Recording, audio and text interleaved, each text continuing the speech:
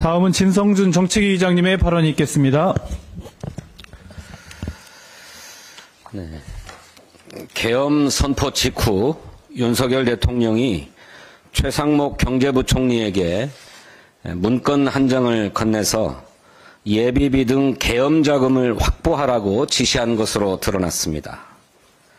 국회가 집행이 저조한, 그마저도 쌈짓돈처럼 제멋대로 가져다 쓴 예비비 2조 4천억 원을 삭감하자 무슨 국정마비라도 될 것처럼 펄펄 뛰었던 것이 계엄 자금을 확보하지 못해서였던 것인지 궁금합니다.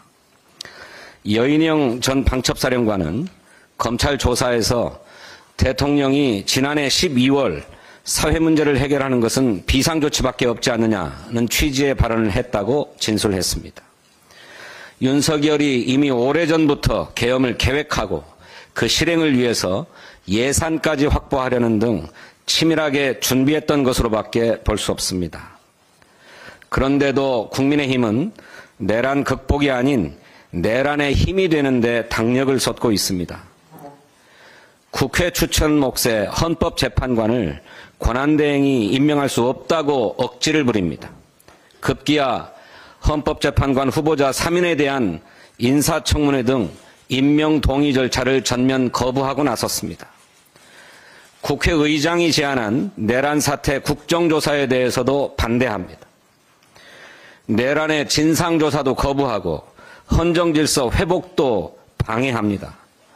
이쯤 되면 국민의힘은 내란에 동조하는 내란 정당이 아닙니까? 그 사이 트럼프 미국 대통령 당선인은 첫 공식 기자회견에서 한국을 언급조차 하지 않았다고 합니다. 경제도 민생도 외교도 온통 윤석열 내란 사태로 멈춰섰습니다. 국민의힘은 내란 정당이라는 오명을 벗고 내란 극복과 국정 안정에 적극 동참하길 촉구합니다. 한덕수 권한대행이 윤석열 정권의 부자감세 시즌2인 상속세법 개정안을 국회에 다시 제출하겠다고 말했습니다. 참으로 파렴치합니다. 우리 서민들은 생계의 위기에 직면하고 있습니다.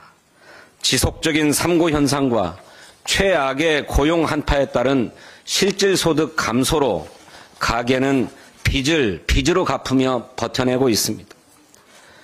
자영업 소상공인은 생존의 갈림길에 서 있습니다.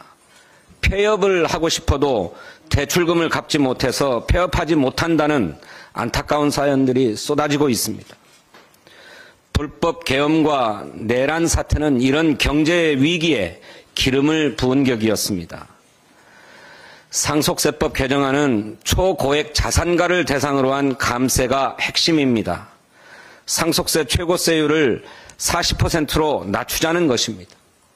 최대 주주 보유 주식 할증 평가도 전면 폐지하자는 것입니다. 집권 내내 부자 감세로 나라 곳간을 텅텅 비웠더니 대통령이 내란의 수괴가 되어 직무정지를 당한 시국에도 부자들의 곳간을 채우는 데만 골몰하고 있습니다. 정부가 부자 감세로 상처난 민심에 소금이라도 뿌리려는 작정입니까? 부자 감세보다 시급한 것은 민생 회복입니다. 한덕수 권한대행이 해야 할 일은 농업사법 등 국회가 의결한 민생 법안을 공포하는 것입니다. 내란 특검법과 김건희 특검법을 지체 없이 공포하는 것입니다. 2024년도 올해도 열흘 남짓 남았습니다. 윤석열 내란 사태로 국정이 혼란스럽지만 국회는 국회의 역할에 충실해야 하겠습니다. 민주당은 내란 사태로 더욱 어려워진 민생을 회복하기 위한 입법에 끝까지 최선을 다하겠습니다. 이번 정기국회에서 우선 심사하기로 합의했던 민생 공통공약 입법을 처리하는 데 최선을 다하겠습니다.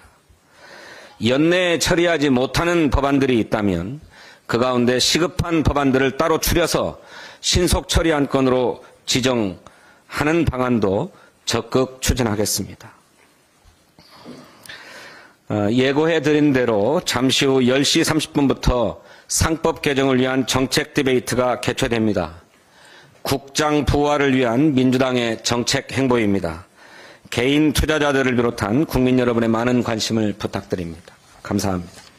네, 다음은 박성준 원내운영수석님의 발언이 있겠습니다.